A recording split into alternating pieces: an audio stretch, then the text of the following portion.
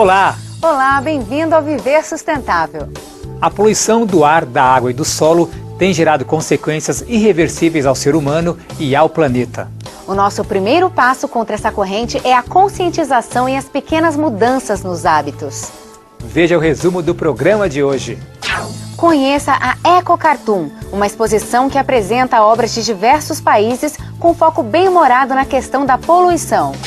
Descubra alguns dos principais animais marinhos que correm risco de extinção num passeio pelo Aquário de São Paulo. E assista a entrevista com Carlos Roberto Vieira da Silva Filho, diretor executivo da Abrelp, a Associação Brasileira de Empresas de Limpeza Pública e Resíduos Especiais. Arte e meio ambiente, uma maneira bem-humorada de tratar um assunto bastante sério, a poluição. Conheça a Eco Cartoon, uma exposição que apresenta obras de cartunistas do mundo inteiro. Poluição urbana. Um assunto que causa muita preocupação, principalmente nas grandes metrópoles do mundo, está sendo retratado de uma forma muito diferente. A Eco Cartoon é um evento que conta com trabalhos de artistas de várias partes do mundo e propõe uma abordagem crítica sobre a ecologia e o meio ambiente. Idealizada em 2008 em Brasília, agora está em exibição na cidade de São Paulo. O objetivo da exposição vir para cá é porque São Paulo é uma metrópole que sofre muito com o problema da poluição, né? Principalmente a poluição do ar, que é decorrente da grande quantidade de carros que a gente tem aqui, de veículos, né? Em sua terceira edição, a mostra apresenta um repertório bem-humorado com 140 obras de 49 países. Entre os principais temas retratados estão a poluição atmosférica, sonora, visual e a contaminação do solo e das águas. A exposição acontece no espaço Catavento Cultural e Educacional, localizado no centro de São Paulo, e está sob curadoria do Shopping Pátio Brasil, idealizador da proposta, que também é responsável pela seleção das obras. Eles montaram uma comissão julgadora formada por cartunistas escolhidos do Brasil e de fora. Foi um cartunista que veio da Argentina. Então eles fizeram a seleção de 140 obras. Dessas 140 obras, quatro foram premiadas. 3 premiadas por essa comissão julgadora e uma foi premiada pelo júri popular. O terceiro lugar ficou com Alisha Hali, dos Estados Unidos. Quem conquistou o segundo lugar foi o brasileiro Paulo Volmar Matos, de Porto Alegre. E o prêmio de primeiro lugar foi para a obra de Omar Alberto Figueroa, da Espanha. O júri popular elegeu como melhor cartoon o desenho de Alexandre Crepori, do Distrito Federal. A poluição, no caso da exposição Eco Cartoon, ela é um tema que está tão cotidiano na nossa vida. A gente está aqui em meio à poluição de São Paulo, que a gente não percebe muito o quanto essa poluição faz mal para a nossa saúde. E vindo aqui ver esses cartoons, a gente consegue refletir um pouquinho, pensar um pouquinho melhor sobre esses tipos de poluição.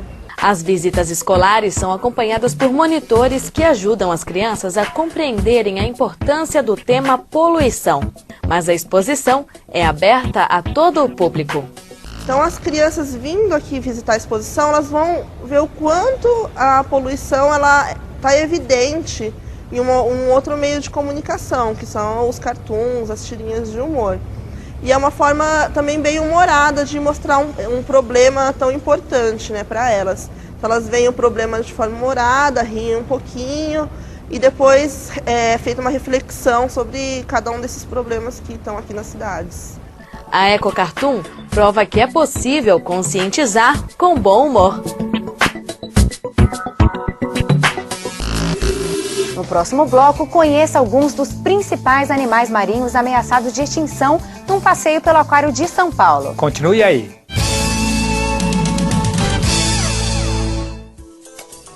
Você sabia que a Austrália e o Japão têm mais de 500 mil de espécies marinhas ainda não identificadas pelos cientistas? Mas esses especialistas estão numa corrida contra o tempo. Eles trabalham para catalogá-las antes que desapareçam por conta do aquecimento global.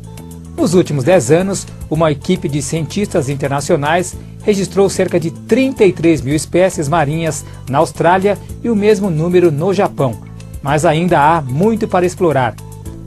Não podemos deixar que essas espécies entrem em extinção antes mesmo de serem registradas.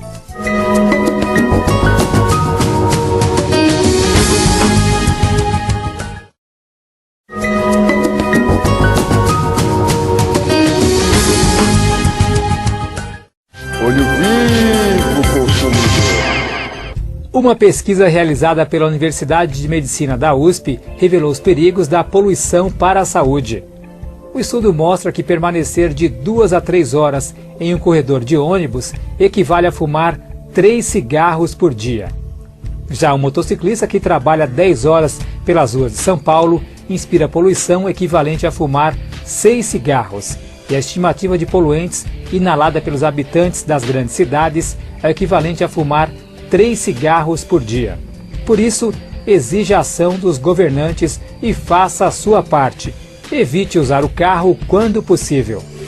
Nosso programa está de volta para falar sobre animais marinhos. Conheça de perto a realidade de diversos ecossistemas aquáticos do Brasil e do mundo numa visita pelo Aquário de São Paulo. E ainda descubra quais são as principais espécies que correm o risco de extinção. No Brasil, 38 milhões de animais são tirados do ambiente todos os anos. E segundo o Ministério do Meio Ambiente, 627 espécies estão oficialmente em extinção. É pensando nisso que os zoológicos fazem um trabalho muito especial de preservação de espécies. O Aquário de São Paulo é um grande exemplo disso. Ele foi o primeiro a ser homologado como jardim zoológico e tem sido desde 2006 um grande atrativo para todas as idades. O aquário cumpre um papel muito importante para a educação ambiental, possui significado cultural e abriga outros fatores importantes para a capital paulista. Além de elevar o patamar turístico da cidade de São Paulo, a gente também elevou o patamar, ou melhor, nós resgatamos o patamar histórico do bairro do Ipiranga. Em uma área de 8 mil metros quadrados, o aquário possui alas como a Amazônia, o pinguinário do Polo Norte e o oceanário, onde vivem espécies originárias do fundo do mar. Lá se encontram mais de 300 espécies e cerca de 3 mil exemplares de animais. Eu posso dizer que 99% das espécies que a gente tem aqui no aquário são provenientes de outros jardins zoológicos e boa parte deles vivem inclusive em condições inadequadas. Então, quando a gente consegue trazer o animal para uma condição melhor, a gente fica bastante feliz. E esse 1%? Esse 1% é o pescado, né? Então, o pescador, aquele mesmo peixe que você ia comprar para cozinhar, eu vou comprar, mas eu não vou cozinhar, eu vou trazer ele para o aquário. A tematização dos ambientes remete os visitantes a um passeio pela natureza, o que faz ser ainda mais encantador.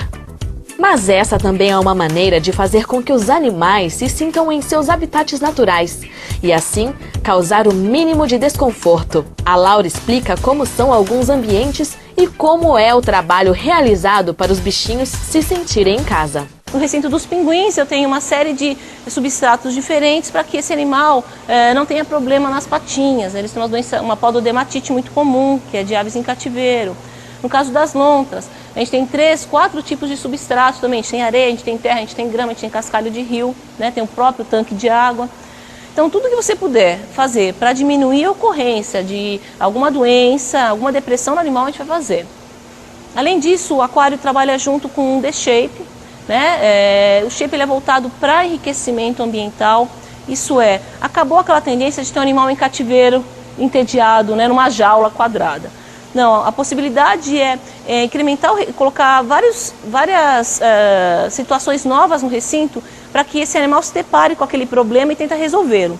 Então, por exemplo, uma bola de madeira com restos de carne moída dentro, né, para os carnívoros, uma bola colorida para chamar a atenção do pinguim, um bambu cheio de furinhos com fruta dentro para os morcegos, né, nós temos os morcegos aqui da ilha de Java. Então a gente enriquece esse recinto com uma série de situações novas para que esse animal gaste esse tempo nesse desafio como ele gastaria na natureza. O trabalho da equipe vai além de apenas exibir recintos diferenciados. Os estudos são fundamentais para a compreensão do comportamento dos animais em cativeiro. Não é simplesmente jogando uma bolinha e vendo se ele está brincando ou não. Então, previamente a esse novo enriquecimento, esse novo brinquedo, essa nova atividade, são feitas observações comportamentais, coleta de fezes, né, quando possível de sangue também. E esse material todo é triado. E a gente vai medir uma quantidade de um hormônio que é um indicativo de estresse. A alimentação também é importantíssima para a rotina dos bichos que vivem no aquário. Cada ala conta com cozinhas específicas, alimentação selecionada. Agora vamos conhecer alguns desses bichinhos que fazem o maior sucesso no aquário. Comprometidos com a causa do peixe-boi da Amazônia, o pessoal do aquário passou a exibir o tapajós, um filhote macho ameaçado de extinção. E é a grande estrela do local. É um animal que é proveniente do Instituto Nacional de Pesquisas da Amazônia, o INPA. Ele foi encontrado no rio Tapajós, no Pará, com medidas de recém-nascido. Como é um mamífero, mama, precisa da mãe, ele foi resgatado e foi levado para o INPA em Manaus para alguém alimentar esse animal, para dar de mamar para esse animal, porque ele morreria. As lontras também são animais que correm risco de extinção, mas o Juca e a Lola são prova de um final feliz. Outros animais aqui também na ala da Amazônia, né, do Aquário de São Paulo, são as lontras. A gente tem 2 indivíduos. São animais que estão extintos, ameaçados à extinção localmente no Brasil. Então, a finalidade das pessoas verem um animal desse bonitinho, brincalhão, acabam ficando sensibilizados, né, e acabam lutando pela causa da degradação do ambiente. Os lobos marinhos Thunder e Angel também chamam muita atenção no aquário. São animais que acabaram vindo à costa do Brasil, são lobos marinhos subantárticos, né? Pegaram algumas correntes e chegaram a subir um pouquinho mais e acabaram, por um motivo ou outro, sendo resgatados e levados para alguns jardins zoológicos, né? Os animais foram tratados, foram reabilitados e, infelizmente, eles não puderam ser reintroduzidos à natureza. E eles foram encaminhados ao Jardim Zoológico Aquário de São Paulo. Tá aí, um passeio gostoso e muito educativo. No próximo bloco, assista a entrevista com Carlos Roberto Vieira da Silva Filho, diretor executivo da ABRELP, Associação Brasileira de Empresas de Limpeza Pública e Resíduos Especiais. Fique ligado. O Viver Sustentável pergunta: qual é o peixe mais ameaçado de extinção? Letra A, salmão. Letra B, atum azul. Letra C, pintado. Ou letra D, pacu? A resposta você confere no próximo bloco.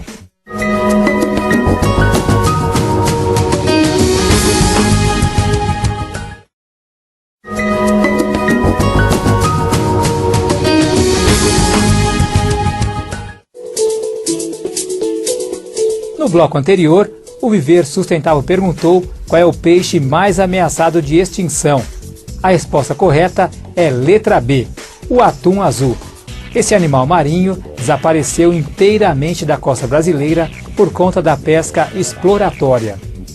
O Viver Sustentável está de volta e o entrevistado de hoje é Carlos Roberto Vieira da Silva Filho. Ele é diretor executivo da ABRELP, Associação Brasileira de Empresas de Limpeza Pública e Resíduos Especiais. Carlos Roberto nos fala sobre a questão da coleta seletiva e da destinação dos resíduos no Brasil. Gestão de resíduos sólidos é um tema bastante comentado hoje, porém nós temos pessoas, entidades e instituições que já se preocupam com isso há muito tempo. E hoje nós temos o privilégio de receber aqui o Carlos Roberto Vieira da Silva Filho, que é o diretor executivo da ABRELP. A ABRELP, que é uma associação brasileira das empresas de limpeza pública e resíduos especiais. Carlos, é um prazer imenso tê-lo aqui conosco e já gostaria que você nos falasse sobre o objetivo da ABRELP, como surgiu, contasse um pouquinho para nós essa história. Obrigado pelo convite, o prazer é todo meu de estar aqui compartilhando com vocês um pouco desse nosso trabalho.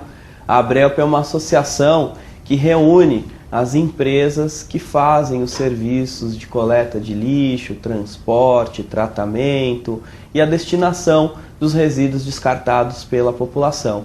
É uma associação que foi fundada em 1976 e que desde então luta pelo desenvolvimento desse setor tão importante para a nossa sociedade.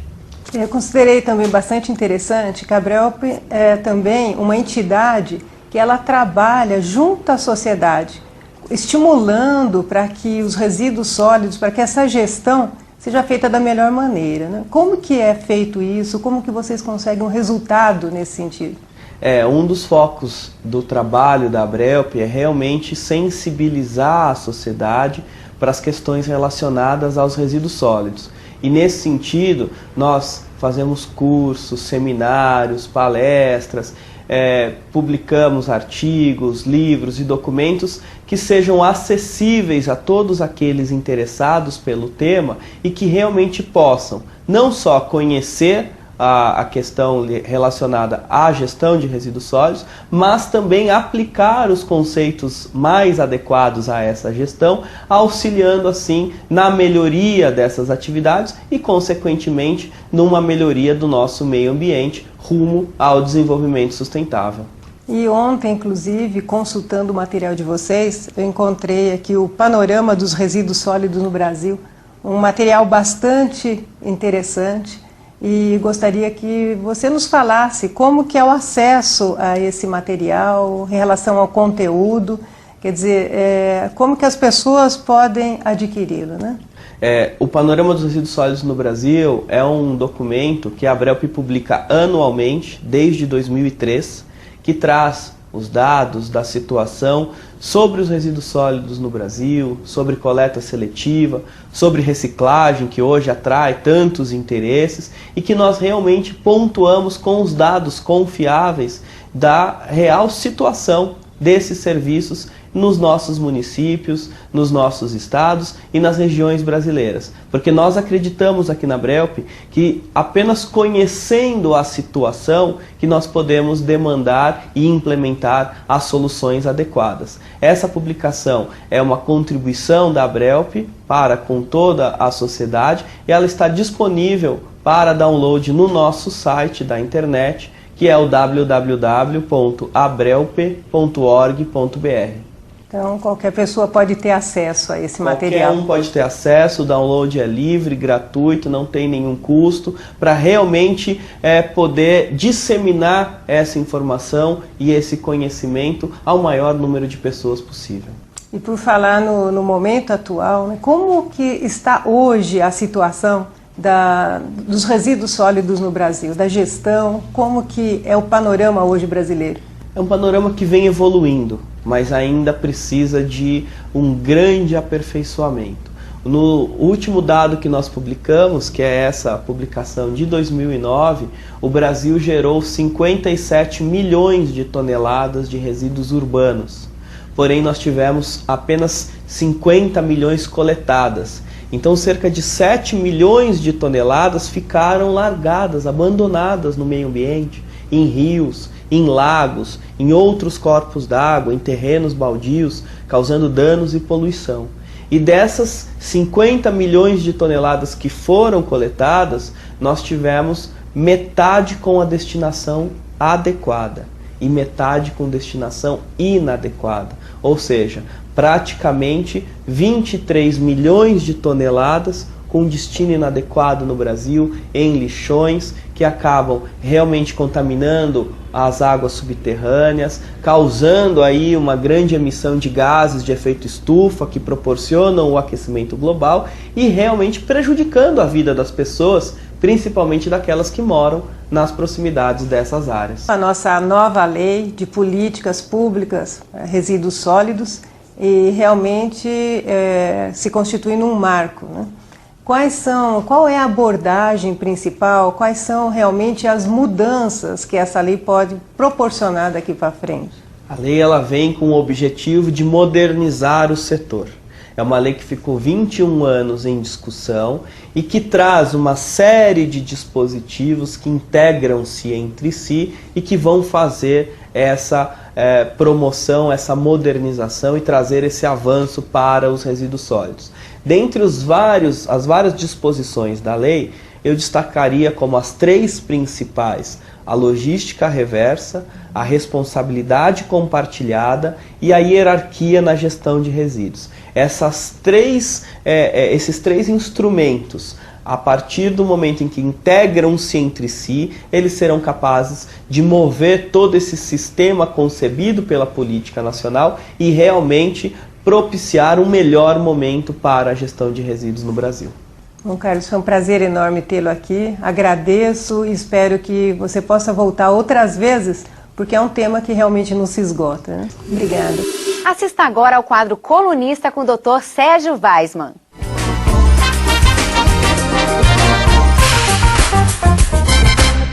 Olá.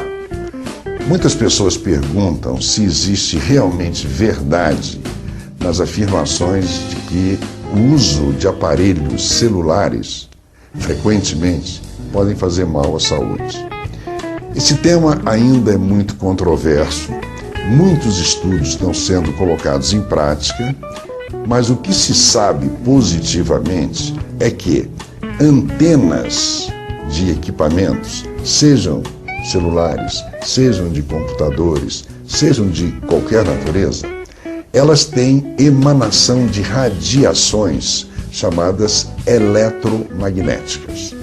Sabe-se sim que essas radiações eletromagnéticas podem lesar estruturas das nossas células do corpo. Quando lesam essas estruturas, pode haver comprometimento até do DNA, provocando alterações genéticas até para gerações futuras. Então, o fato de que radiações eletromagnéticas possam provocar doenças não vai ser surpresa quando a ciência provar isso. Agora, vale a pena alertar que o uso prolongado de telefones celulares certamente não poderá contribuir muito para a proteção do organismo. Então, nós devemos nos lembrar que, na verdade, os aparelhos celulares foram criados para receber ligações telefônicas e se produzir ligações telefônicas. Então, eles foram criados para uso muito curto, enquanto muita gente faz uso prolongado em conversas quase que intermináveis com aquele produto ligado ao seu ouvido e à sua cabeça. Será que isso um dia não trará consequências? Pode ser que sim. Vale a pena a gente lembrar disso também. Participe você também do nosso programa. Mande sugestões de temas e perguntas para contato@viversustentável.net.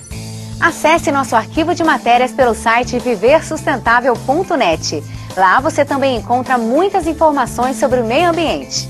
O Viver Sustentável fica por aqui. E lembre-se, para mudar o mundo, precisamos fazer a nossa parte. E a sustentabilidade é o caminho. Até o próximo programa. Até lá!